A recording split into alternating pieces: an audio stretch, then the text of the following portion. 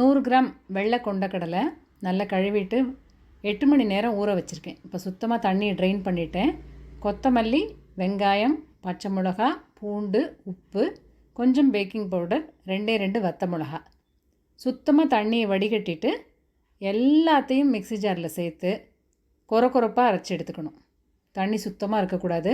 இந்த கன்சிஸ்டன்சியில் இது வடையும் இல்லை போண்டாவும் இல்லை, இந்த மாதிரி உருட்டி வச்சுக்கணும். எண்ணெய் காய வச்சுட்டு மிதமான தீயில் வச்சு பொரிச்சு எடுக்கணும். ரொம்ப ஹை ஃப்ளேமில் வச்சா சட்டுன்னு கருத்துரும்.